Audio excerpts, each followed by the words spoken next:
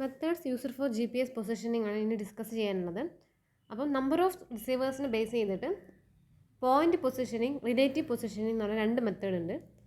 Movement of റിസീവറിനെ base ചെയ്തിട്ട് static method, kinetic method എന്ന് പറഞ്ഞ രണ്ട് മെത്തേഡ് ഉണ്ട്. പ്രോസസ്സിംഗ് ടൈം അതിനെ ബേസ് ചെയ്ത് പോസ്റ്റ് പ്രോസസ്സിംഗ് അല്ലെങ്കിൽ റിയൽ ടൈം പ്രോസസ്സിംഗ് എന്ന് പറഞ്ഞിട്ട് രണ്ട് മെത്തേഡ്സ് ഉണ്ട്. റിയൽ ടൈം പ്രോസസ്സിങ്ങിന് നമ്മൾ ആ ടൈമിൽ തന്നെ ചെയ്യുന്നതാണ് റിയൽ ടൈം പ്രോസസ്സിംഗ് എന്ന് പറഞ്ഞാൽ. പോസ്റ്റ് പ്രോസസ്സിംഗ് എന്ന് പറഞ്ഞാൽ നമ്മൾ ഡാറ്റ കളക്ട് ചെയ്ത് പിന്നെ ഓഫീസിൽ പോയിട്ട് സർവേ ചെയ്യുന്നതാണ് പോസ്റ്റ് പ്രോസസ്സിംഗ് എന്ന് പറയുന്നത്. അങ്ങനെ GPS പൊസിഷനിങ്ങിൻ്റെ ഈ ഓരോ മെത്തേഡ്സ് നമുക്ക് ഡിസ്കസ് ചെയ്യാം. വൺ ബൈ വൺ നോക്കാം. ഫസ്റ്റ് ആണ് നമ്പർ ഓഫ് റിസീവേഴ്സിനെ ബേസ് ചെയ്തിട്ട് പോയിന്റ് പൊസിഷനിങ് അല്ലെങ്കിൽ അബ്സല്യൂട്ട് പൊസിഷനിങ് എന്താണെന്ന് നോക്കാം. അപ്പോൾ ഈ പോയിന്റ് പൊസിഷനിങ് നമ്മൾ ഒരൊറ്റ റിസീവർ മാത്രം യൂസ് ചെയ്ത് ചെയ്യുന്നതാണ് പോയിന്റ് പൊസിഷനിങ് എന്ന് പറയുന്നത്. When the position of an object is determined with respect to a well-defined coordinates by using a single GPS receiver and making observation to 4 or more satellite. നമുക്കറിയാം, നമുക്കൊരു ഏതെങ്കിലും ഒരു പോയിന്റിൻ്റെ position നമുക്കറിയണമെങ്കിൽ നമുക്ക് ഏതെങ്കിലും ഒരു നോൺ പോയിന്റ് വേണം. നമുക്ക് കോർഡിനേറ്റ് അറിയാവുന്ന ഏതെങ്കിലും ഒരു നോൺ പോയിന്റ് വേണം. ആ ഒരു നോൺ പോയിന്റും അതുപോലെ ഒരു സിംഗിൾ GPS-ഉം യൂസ് ചെയ്തിട്ടാണ് നമ്മൾ എന്ത് ചെയ്യുന്നത്, പോയിന്റ് പൊസിഷനിങ്ങിന് നമ്മൾ പൊസിഷൻ കണ്ടെത്തുന്നത്. അപ്പോൾ അതിന് നമുക്ക് എവിടെയാണോ നമുക്ക് പൊസിഷൻ അറിയേണ്ടത് അവിടെ നമ്മളൊരു സിംഗിൾ റിസീവർ കൊണ്ടുവയ്ക്കും. ഒറ്റ റിസീവർ മാത്രം മതി അവിടെ വെക്കും. അതും നമുക്ക് നോൺ പോയിന്റ് ഉണ്ട്. നോൺ പോയിന്റിൽ നിന്ന് നമുക്ക് ഡാറ്റ കളക്ട് ചെയ്യാം. അതുപോലെ തന്നെ നമുക്ക് മിനിമം 4 എന്തെങ്കിലും സാറ്റലൈറ്റ് വേണം. ആ മിനിമം 4 സാറ്റലൈറ്റിൽ നിന്ന് ഡാറ്റയും കൂടി കളക്ട് ചെയ്തിട്ടാണ് നമ്മൾ എന്ത് ചെയ്യുന്നത്, പൊസിഷൻ കണ്ടെത്തുന്നത്. റിലേറ്റീവ് പൊസിഷനിങ് എന്ന് പറഞ്ഞു കഴിഞ്ഞാൽ നമ്മൾ ഒന്നിൽ കൂടുതൽ, രണ്ടോ അതിൽ കൂടുതലോ റിസീവർ യൂസ് ചെയ്തിട്ട് നമ്മൾ ചെയ്യുന്നതിനാണ് റിലേറ്റീവ് പൊസിഷനിങ് എന്ന് പറയുന്നത്. If the coordinates are determined with respect to a known point by observation to 4 or more satellites by 2 or more receiver placed at the point simultaneously. നമുക്ക് ഏതെങ്കിലും ഒരു പോയിന്റിൻ്റെ പൊസിഷൻ കണ്ടെത്തണം. ആ പോയിന്റ് നമ്മൾ രണ്ടിൽ കൂടുതൽ നമ്മൾ എന്ത് ചെയ്യും, റിസീവർ അവിടെ വെക്കണം. അങ്ങനെ 2 കൂടുതൽ റിസീവർ വെച്ചിട്ട് നമുക്കൊരു നോൺ പോയിന്റ് ഉണ്ട്. ആ നോൺ പോയിന്റിനും കൂടി റിലേറ്റ് ചെയ്തിട്ട് നമ്മൾ പൊസിഷൻ കണ്ടെത്തുന്നത് തന്നെയാണ് നമ്മൾ എന്ത് പറയുന്നത്, റിലേറ്റീവ് പൊസിഷനിങ് എന്ന് പറയുന്നത്. പിന്നെ ശ്രദ്ധിക്കേണ്ട ഒരു കാര്യം എന്ന് വെച്ചാൽ നമ്മൾ ആ പോയിന്റിൽ രണ്ടിൽ കൂടുതലോ റിസീവർ നമ്മൾ കൊണ്ടുവച്ചാൽ അതെല്ലാം ഓപ്പറേറ്റ് ചെയ്ത് സൈമിൾട്ടേനിയസ്ലി ഓപ്പറേറ്റ് ചെയ്യണം ആ എല്ലാ റിസീവറും. പിന്നെ നമുക്ക് മിനിമം 4 സാറ്റലൈറ്റ് തന്നെ വേണം. 4ഓ അതിൽ കൂടുതലോ സാറ്റലൈറ്റ് നമുക്ക് ഡാറ്റ കളക്ട് ചെയ്യാം. അതാണ് റിലേറ്റീവ് പൊസിഷനിങ് എന്ന് പറയുന്നത്. ഇനി സ്റ്റാറ്റിക് പൊസിഷനിങ്ങിന് ഈ രണ്ടാമത്തെ മെത്തേഡാണ്, മൂവ്മെൻറ്റിനെ ബേസ് ചെയ്തിട്ടുള്ള മെത്തേഡാണ് സ്റ്റാറ്റിക്കും കൈനമാറ്റിക്കും. അതിൽ സ്റ്റാറ്റിക് പൊസിഷനിങ് എന്ന് പറഞ്ഞു കഴിഞ്ഞാൽ നമ്മൾ റിസീവർ, ഒന്നെങ്കിൽ ഒരു റിസീവർ അല്ലെങ്കിൽ ഒന്നിൽ കൂടുതൽ റിസീവർ, ആ റിസീവേഴ്സിന് നമ്മൾ എന്തെങ്കിലും സ്റ്റേഷനറി ആയിട്ട് വെക്കുന്നതാണ് സ്റ്റാറ്റിക് പൊസിഷനിങ് എന്ന് പറയുന്നത്. ഇതിൽ നമ്മൾ ഡാറ്റ എന്ന് പറഞ്ഞു കഴിഞ്ഞാൽ ഡാറ്റ നമ്മൾ പോസ്റ്റ് പ്രോസസ്സിംഗ് ആണ് ചെയ്യുന്നത്. നമ്മൾ ഡാറ്റ കളക്ട് ചെയ്ത് പിന്നെയാണ് നമ്മൾ അതിനെ പ്രോസസ്സ് ചെയ്യുന്നത്. അതുകൊണ്ട് തന്നെ നല്ല ആക്യുറേറ്റ് ആയിരിക്കും, വളരെ നല്ല ആക്യുറസി തരുന്നൊരു മെത്തേഡാണ് ഈ സ്റ്റാറ്റിക് പൊസിഷനിങ് എന്ന് പറയുന്നത്. കാരണം എന്താണെന്ന് വെച്ചാൽ നമ്മളിവിടെ റിസീവർ അനങ്ങാതെയാണ് വെക്കുന്നത്, സ്റ്റേഷനറി ആയിട്ടാണ് വെക്കുന്നത്. അതിൻ്റെ ഒരു ലോങ് പീരീഡിലേക്ക് നമ്മൾ ഡാറ്റ കളക്ട് ചെയ്യും. അതിനുശേഷം അതിനെ ഓഫീസിൽ കൊണ്ടുപോയിട്ട് പ്രോസസ്സ് ചെയ്യുകയാണ് ചെയ്യുന്നത്. അപ്പോൾ നല്ല ഒരു നമുക്ക് പ്രിസൈസ് ആയിട്ടുള്ള ആക്യുറേറ്റ് ആയിട്ടുള്ള എസ്റ്റിമേഷൻ പാരാമീറ്റേഴ്സ് ആയിരിക്കും നമുക്ക് ഈ ഒരു മെത്തേഡിൽ നിന്ന് കിട്ടുക. Higher accuracy through precise ephemeris during post processing. Ephemeris എന്ന് പറഞ്ഞാൽ കറക്റ്റ് ഡാറ്റയാണ്, അതായത് നാവിഗേഷൻ ഡാറ്റ. ആ നാവിഗേഷൻ ഡാറ്റയിൽ പോസ്റ്റ് പ്രോസസ്സിംഗ് ചെയ്യുന്നതുകൊണ്ട് നമുക്ക് നല്ല ആക്യുറേറ്റ് ആയിട്ടുള്ള ഡാറ്റ ആയിരിക്കും നമുക്ക് കിട്ടുക. സ്റ്റാറ്റിക് പൊസിഷനിങ് എന്ന് പറഞ്ഞാൽ 3 ടൈപ്പ് ഉണ്ട്, 3 മെത്തേഡ് ഉണ്ട് സ്റ്റാറ്റിക് പൊസിഷനിങ്. ഒന്നാണ് traditional static surveying, rapid static surveying, reoccupation mode. ഈ ഓരോ മെത്തേഡിനെ പറ്റിയിട്ട് നമുക്ക് പഠിക്കാം. ഫസ്റ്റ് തന്നെ ട്രഡീഷണൽ സ്റ്റാറ്റിക് സർവേയിങ് എന്ന് പറഞ്ഞാൽ പ്രൈമറി ടെക്നിക്കായിട്ട് ഫസ്റ്റ് മെത്തേഡായിട്ട് നമ്മൾ കൺസിഡർ ചെയ്തതാണ് ട്രഡീഷണൽ ആയിട്ടുള്ള സ്റ്റാറ്റിക് സർവേയിങ്. അതിലെന്ന് പറഞ്ഞാൽ നമ്മൾ ഒബ്സർവേഷൻ എടുക്കുന്നത് 1-2 മണിക്കൂർ കണ്ടിന്യൂസ് ആയിട്ട് നമ്മൾ ഒബ്സർവേഷൻ എടുക്കുന്നുണ്ട്. ഈ ഒരു മെത്തേഡ് ചെയ്യണമെങ്കിൽ നമുക്ക് അറ്റ്ലീസ്റ്റ് 2 റിസീവേഴ്സ് എന്നെങ്കിലും വേണം. At least 2 receivers collect carrier phase data in stationary of static mode for a long duration of time. Minimum നമുക്ക് 2 റിസീവർ എന്നെങ്കിലും വേണം. അത് പിന്നെ കണ്ടിന്യൂസ് ആയിട്ട് ഒരു ലോങ് ടൈം, അതായത് 1 to 2 അവർ കണ്ടിന്യൂസ് ആയിട്ട് അത് എന്ത് ചെയ്യണം, ഡാറ്റ കളക്ട് ചെയ്യണം. ഇതിന് നമുക്ക് കിട്ടുന്ന ഒരു ആക്യുറസി എന്ന് പറഞ്ഞു കഴിഞ്ഞാൽ 1 centimetre to 0.1 centimetre over A long distance like 10 kilometre.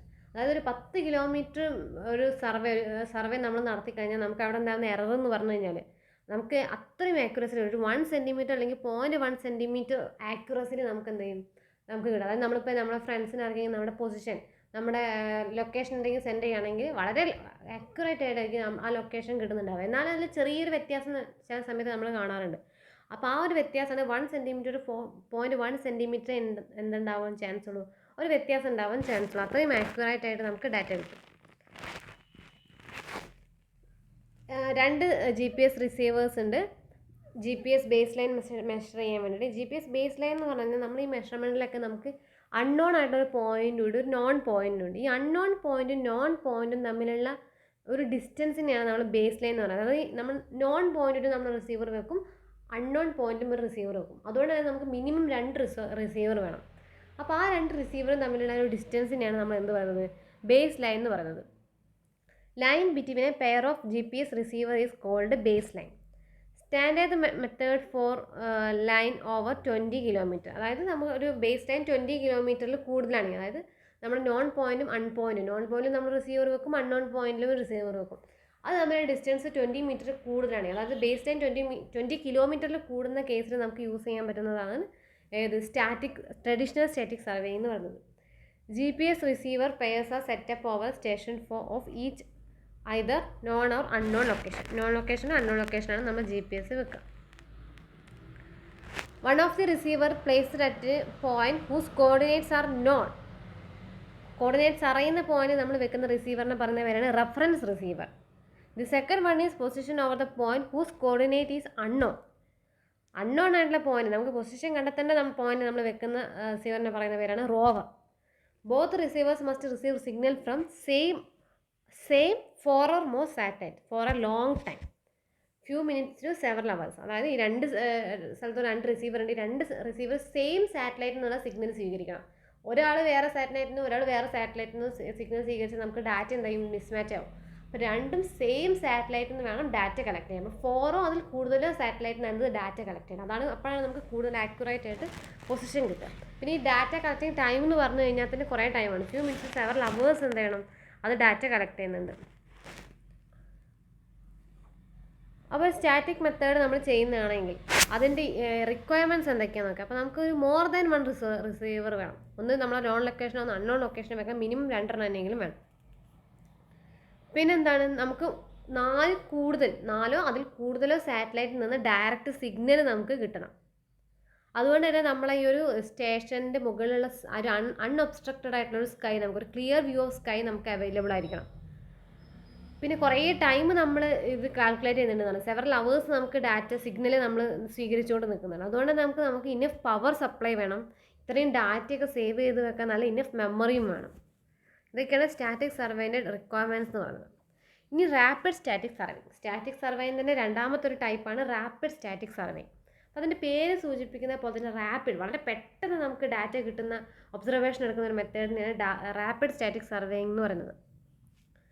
അപ്പോൾ ഇതിൽ നമ്മൾ പറഞ്ഞാൽ കുറച്ചുകൂടി ഷോർട്ട് ആയിട്ടുള്ള ബേസ് ലൈൻസ് മെഷർ ചെയ്യാൻ വേണ്ടിയിട്ടാണ് ബേസ് ലൈൻസ് കേസിൽ നമുക്ക് ഈ റാപ്പിഡ് സ്റ്റാറ്റിക് സർവേയിങ് യൂസ് ചെയ്യാം. അതായത് നമ്മുടെ റിസീവറിൽ 2 റിസീവർ ഉണ്ടല്ലോ, റെഫറൻസ് റിസീവറും റോവർ റിസീവറും. അത് തമ്മിലുള്ള ഡിസ്റ്റൻസ് ഒരു 15 കിലോമീറ്ററിൽ കുറവാണെങ്കിൽ നമുക്ക് ഈ റാപ്പിഡ് സർവേയിങ് മെത്തേഡ് യൂസ് ചെയ്യാം. അപ്പോൾ ഇതിന് ഇമ്പോർട്ടൻറ്റ് പോയിന്റ് എന്ന് പറഞ്ഞാൽ ഇത് ഒബ്സർവേഷൻ ടൈം എന്ന് പറഞ്ഞാൽ 5 to 20 മിനിറ്റ് ആണ്. മറ്റേത് സെവറൽ അവേഴ്സ് ആവുന്ന സമയത്ത് ഇവിടെ നമ്മൾ ഒബ്സർവേഷൻ ടൈം എന്ന് പറഞ്ഞാൽ 5 to 20 മിനിറ്റ് ആണ്. A reference point is chosen and 1 or more rover operates with respect to it. നമുക്കൊരു നോൺ പോയിന്റ് ഉണ്ടാവും. ആ നോൺ പോയിന്റ് നമ്മളൊരു റിസീവർ വെക്കും. അതിന് നമ്മൾ റെഫറൻസ് റിസീവർ എന്ന് പറയും. അതിനൊരു പ്രശ്നമില്ല. അതല്ലാണ്ട് നമുക്ക് എന്ത് ചെയ്യും, അതിന് ചുറ്റും നമുക്ക് കുറേ പോയിന്റ്സ് ഉണ്ട്, അൺനോൺ ആയിട്ടുള്ള പോയിന്റ്സ് ഉണ്ട്. ആ അൺനോൺ പോയിന്റ്സ് നമ്മൾക്ക് എന്ത് ചെയ്യാം, ഒന്നോ അതിൽ കൂടുതലോ റോവേഴ്സ് നമ്മൾ എന്ത് ചെയ്യും, പ്ലേസ് ചെയ്യും. നമുക്ക് വേണമെങ്കിൽ ഒന്ന് യൂസ് ചെയ്യാം, അല്ലെങ്കിൽ ഒന്ന് കൂടുതൽ റോവേഴ്സ് നമുക്ക് യൂസ് ചെയ്യാം. Reference receiver is setup at known point and rover receivers moved at to each required points. നമുക്ക് ഏതൊക്കെ പോയിന്റ്സിലാണോ കണ്ടെത്തേണ്ടത് ആ എല്ലാ പോയിന്റും നമ്മൾ എന്ത് വെക്കണം, റോവർ റിസീവർ വെക്കണം. അതായത് നമുക്കിപ്പം ഒരു നോൺ പോയിന്റ് ഉണ്ട്, ഇതാണ് നമ്മുടെ നോൺ പോയിന്റ് എന്ന് വെക്കാം. ഈ നോൺ പോയിന്റാണ്, അതിൻ്റെ കോർഡിനേറ്റ് നമുക്കറിയാം. ഇവിടെ നമ്മളൊരു റിസീവർ വെക്കും, ഇവിടെ നമ്മളൊരു റിസീവർ വെക്കും. ഈ റിസീവറിന് നമ്മൾ റെഫറൻസ് റിസീവർ എന്ന് പറയും. അത് കഴിഞ്ഞിട്ട് നമുക്കിവിടെ ഒരു അൺനോൺ പോയിന്റ് ഉണ്ട്, X1, Y1, Z1 എന്ന് പറഞ്ഞൊരു അൺനോൺ പോയിന്റ് ഉണ്ട്. അതുപോലെ തന്നെ ഇവിടെ X2, Y2, Z2 എന്ന് പറഞ്ഞിട്ട് ഒരു അൺനോൺ പോയിന്റ്സ് ഉണ്ട്.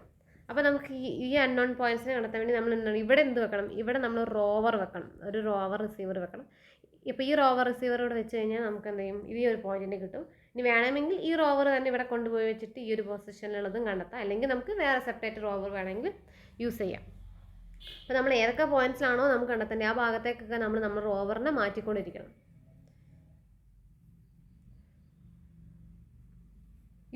ഈ റാപ്പിഡ് സ്റ്റാറ്റിക് സർവേയിങ് നമുക്ക് എക്സിസ്റ്റിംഗ് നെറ്റ്വർക്കിൻ്റെ ഡീറ്റെയിലിങ്ങിന് വേണ്ടിയിട്ടും അതുപോലെ തന്നെ കൺട്രോൾ പോയിന്റ്സ് എസ്റ്റാബ്ലിഷ് ചെയ്യാനൊക്കെ നമ്മൾ യൂസ് ചെയ്യുന്നതാണ് റാപ്പിഡ് സ്റ്റാറ്റിക് സർവേയിങ് എന്ന് പറയുന്നത്. When working with more than one rover, it is essential to ensure that all rovers operate at each occupied point simultaneously. അപ്പോൾ നമ്മൾ ഒന്നിൽ കൂടുതൽ റോവേഴ്സ് നമ്മൾ യൂസ് ചെയ്തിട്ടാണ് ചെയ്യുന്നത്. അപ്പോൾ നമ്മൾ നേരത്തെ രണ്ട് പോയിന്റ് പറഞ്ഞു X1 Y1 Z1 എന്ന് പറഞ്ഞിട്ട് X2 Y2 Z2 എന്ന് പറഞ്ഞു. അപ്പോൾ ഈ ഇതിന് നമ്മൾ രണ്ട് സെപ്പറേറ്റ് ആയിട്ടുള്ള റോവേഴ്സാണ് യൂസ് ചെയ്യുന്നത്, റോവർ റിസീവറാണ് യൂസ് ചെയ്യുന്നതെങ്കിൽ നമ്മൾ എന്ത് ഉറപ്പ് വരുത്തണം? ഈ രണ്ടെണ്ണം ഓപ്പറേറ്റ് ചെയ്യുന്നത് സൈമിൾട്ടേനിയസ്ലിയാണ് നമ്മൾ ഉറപ്പ് വരുത്തണം. Rapid static techniques provide the same accuracy available from 1 to 2 hour session of static processing with the observation of 5 to 20 minutes. അതായത് റാപ്പിഡ് സ്റ്റാറ്റിക് ടെക്നിക്സ് നമ്മൾ യൂസ് ചെയ്തുകൊണ്ട് പെട്ടെന്ന് നമുക്ക് റിസൾട്ട് കിട്ടും. അതിൻ്റെ ആക്യുറസി എന്ന് പറഞ്ഞാൽ നമ്മൾ 1-2 മണിക്കൂർ വെച്ചിട്ട് ആദ്യം ചെയ്ത ആ മെത്തേഡിൻ്റെ സെയിം ആക്യുറസി നമുക്കൊരു 5-20 മിനിറ്റിൻ്റെ ഉള്ളിൽ നമുക്ക് എന്ത് കിട്ടും? സർവേ ചെയ്ത് തീർക്കാൻ പറ്റും. ആക്യുറസിക്ക് എന്താ ഒരു കോംപ്രമൈസും ഇല്ലാണ്ട് തന്നെ നമുക്ക് എന്തെങ്കിലും ഡാറ്റയൊക്കെ കളക്ട് ചെയ്യാൻ പറ്റും. സിമിലർ ടു പിന്നെ റീ ഒക്യുപ്പേഷൻ മെത്തേഡാണ്. അപ്പോൾ സ്റ്റാറ്റിക് മെത്തേഡിൽ തന്നെ മൂന്നാമത്തെ മെത്തേഡാണ് റീ ഒക്യുപ്പേഷൻ മെത്തേഡ്. അപ്പോൾ ഇതിൽ നിന്ന് പറഞ്ഞു കഴിഞ്ഞാൽ നമ്മൾ കൈനമാറ്റിക് നമ്മൾ ഡിസ്കസ് ചെയ്യാൻ പോകുന്നതാണ്, നമ്മൾ ഡിസ്കസ് ചെയ്തിട്ടില്ല. അപ്പോൾ സ്റ്റാറ്റിക് എന്ന് പറഞ്ഞാൽ നമുക്കറിയാം അവിടെയുള്ള റിസീവേഴ്സ് എന്ന് പറഞ്ഞു കഴിഞ്ഞാൽ സ്റ്റാറ്റിക് ആണ്, സ്റ്റേഷനറി ആണ്. പക്ഷേ കൈനമാറ്റിക്കിൽ എന്തായിരിക്കും? പേര് സൂചിപ്പിക്കുന്ന പോലെ അത് മൂവബിൾ ആയിരിക്കും. അപ്പോൾ ഇതിൻ്റെ രണ്ടിൻ്റെയും കൂടി ഒരു ഇൻ്റർമിറ്റൻ്റ് ആയിട്ടുള്ളൊരു മെത്തേഡാണ് റീ ഒക്യുപ്പേഷൻ മെത്തേഡ് എന്ന് പറയുന്നത്. അപ്പോൾ it similar to standard kinematic procedures and static procedure combined. അപ്പോൾ സ്റ്റാറ്റിക് പ്രൊസീജിയറിൻ്റെ കൈനമാറ്റിക് പ്രൊസീജിയറിൻ്റെ ഒരു കമ്പൈൻഡ് ആണ് ഇന്ന് റീ ഒക്യുപ്പേഷൻ എന്ന് പറയുന്നത്. അതുകൊണ്ട് തന്നെ നമ്മൾ അതിനെ pseudo kinetic and pseudo static എന്ന് പറഞ്ഞു. കൈനറ്റിക് ആണോ ചോദിച്ചാൽ കൈനറ്റിക് അല്ല, സ്യൂഡോ ആണോ അല്ല സ്റ്റാറ്റിക് ആണോ എന്ന് ചോദിച്ചാൽ സ്റ്റാറ്റിക്കും അല്ല, പക്ഷേ സ്യൂഡോ സ്റ്റാറ്റിക്കും സ്യൂഡോ കൈനറ്റിക്കും. അതുകൊണ്ട് അങ്ങനെ അതിനൊരു പേരുണ്ട്. പിന്നെ അതുപോലെ തന്നെ ഇൻ്റർമീഡിയറ്റ് സ്റ്റാറ്റിക് എന്ന് നമുക്കിതിന് പറയാം. ഇവിടെ അതുപോലെ തന്നെ ലെങ്ത് ഓഫ് ഈച്ച് സെഷൻ എന്ന് പറഞ്ഞാൽ എന്താ, വളരെ ഷോർട്ടായിട്ട് നമ്മൾ ഒബ്സർവേഷൻ എടുക്കുന്ന ആ ഓരോ സെഷനിലും സിഗ്നൽ കളക്ട് ചെയ്യുന്ന ആ ഒരു സെഷൻ എന്ന് പറയുന്നത് വളരെ ഷോർട്ടാണ്. For a given observation time more sites are occupied than with a conventional static. അപ്പോൾ നമ്മൾ conventional static methods, traditional static മെത്തേഡിനെക്കാളും കൂടുതൽ സൈറ്റ്സ് നമുക്ക് എന്ത് ചെയ്യാൻ പറ്റും? സിഗ്നൽ കൂടുതൽ സ്ഥലങ്ങളിലേക്ക് നമുക്ക് പെട്ടെന്ന് സർവേ ചെയ്ത് തീർക്കാൻ പറ്റും. മോർ സൈറ്റ്സ് നമുക്ക് ഒക്യുപ്പൈ ചെയ്യും ഈ മെത്തേഡ് വഴി. അപ്പോൾ ഇതാണ് ഇതിൻ്റെ ഒരു ഫിഗർ കാണിച്ചത്. അപ്പോൾ ഇവിടെ സെൻറ്ററിൽ കാണിച്ച ട്രയാങ്കിൾ ഷേപ്പിൽ കാണിച്ചതാണ് നമ്മൾ റെഫറൻസ് സ്റ്റേഷൻ എന്ന് പറയുന്നത്. നമുക്ക് നോൺ പോയിൻ്റ് ആണ് ഈ റെഫറൻസ് സ്റ്റേഷൻ. അവിടെ നമ്മൾ റിസീവർ വെക്കുന്നുണ്ട്, അത് കണ്ടിന്യൂസ്ലി ആയിട്ട് എന്ത് ചെയ്യുന്നു? ട്രാക്ക് ചെയ്തുകൊണ്ട് നിൽക്കുന്നുണ്ട്. അതുപോലെ തന്നെ ഇവിടെ കുറേ പോയിൻറ്റ്സ് കാണാം, 4 കോർണറിലും ഓരോ പോയിൻറ്റ്സ് കാണാം. അപ്പോൾ ഈ പോയിൻറ്റ്സ് എന്ന് പറഞ്ഞാൽ ഈ പോയിൻറ്റ്സിൻ്റെയൊക്കെ ലൊക്കേഷനാണ് നമുക്ക് കണ്ടെത്തേണ്ടതെന്ന് വിചാരിക്കാം. അപ്പം നമ്മൾ എന്ത് ചെയ്യുന്നത് വെച്ചാൽ നമുക്കൊരു റിസീവർ ഉണ്ട്, ആ റിസീവർ നമ്മൾ ആദ്യം തന്നെ ഫസ്റ്റ് പോയിന്റിൽ വെക്കും. ഫസ്റ്റ് പോയിന്റ് നമ്മൾ കുറച്ച് ടൈമേ വെക്കുള്ളൂ. അതിനുശേഷം നമ്മൾ വീണ്ടും അടുത്ത പോയിന്റിലേക്ക് വെക്കും. അവിടെ ഒരു കുറച്ച് സമയം ആ റിസീവർ നിൽക്കും. പിന്നെ അവിടെ നിന്ന് വീണ്ടും അടുത്ത പോയിന്റിലേക്ക് മാറും. പിന്നെ അവിടെ നിന്ന് വീണ്ടും അടുത്ത പോയിന്റിലേക്ക് മാറും. പിന്നെ അവിടെ നിന്ന് വീണ്ടും തിരിച്ചെവിടെ എത്തും? ഫസ്റ്റ് നിന്നിരുന്ന പൊസിഷനിലേക്ക് റീ ഒക്യുപ്പൈ ചെയ്യും. അപ്പോൾ അങ്ങനെ 1 മണിക്കൂറിനുള്ളിൽ അതെന്ത് ചെയ്യും? ആദ്യം ഇവിടെ ഒന്നാമത്തെ പൊസിഷനിൽ നിന്നിട്ടുണ്ടെങ്കിൽ ആദ്യം ഒന്നാമത്തെ പൊസിഷനിൽ നിന്നിട്ട് ഇവിടെ ആയിരിക്കും ഉണ്ടാവുക. പിന്നെ കുറച്ച് കഴിഞ്ഞിട്ട് റിസീവർ ഇവിടേക്ക് മാറും. അവിടെ നിന്ന് കുറച്ച് മിനിറ്റ് കഴിയുമ്പോൾ തന്നെ ഇവിടേക്ക് മാറും. പിന്നെ അവിടെ നിന്ന് കുറച്ച് മിനിറ്റ് കഴിയുമ്പോൾ ഇവിടേക്ക് മാറും. പിന്നെ അപ്പോൾ ഏകദേശം ഒരു മണിക്കൂർ കംപ്ലീറ്റ് ആവുന്ന സമയം കൊണ്ട് അത് തിരിച്ചെന്ത് ചെയ്യും? ഫസ്റ്റ് വന്ന ലൊക്കേഷനിൽ തന്നെ തിരിച്ചെത്തും. ഒരു മണിക്കൂറിനുള്ളിൽ ഫസ്റ്റ് വന്ന ലൊക്കേഷനിൽ തന്നെ തിരിച്ചെത്തും. അത് റീ ഒക്യുപ്പൈ ചെയ്യും. അതാണ് അതിനെ റീ ഒക്യുപ്പേഷൻ മെത്തേഡ് എന്ന് പറയാൻ കാരണം. Reference stations track continuously on a known point. Revolving receiver spends a short period on each point. Reference റിസീവറിന് ഒരു മാറ്റമില്ല, അത് അവിടെ തന്നെ കണ്ടിന്യൂസ് ആയിട്ട് നിൽക്കുകയാണ് ചെയ്യുക. പക്ഷേ റിവോൾവിംഗ് റിസീവർ എന്ന് പറഞ്ഞാൽ ഓരോ പോയിന്റിനും കുറച്ച് ടൈം സ്പെൻഡ് ചെയ്യും. പിന്നെ എന്ത് ചെയ്യും? ഒരു 1 അവറിന് ശേഷം അതെന്ത് ചെയ്യും? ആ ഒരു പോയിന്റിലേക്ക് തന്നെ തിരിച്ചെത്തും. After 1 hour each point is reoccupied for a short period time. പിന്നെ അത് തിരിച്ചെത്തി അവിടെ പിന്നെയും വീണ്ടും ഒരു കുറച്ച് ടൈം, ഒരു 1-10 മിനിറ്റ് അവിടെ നിൽക്കും. അതിനെയാണ് റീ ഒക്യുപ്പേഷൻ മെത്തേഡ് എന്ന് പറയുന്നത്.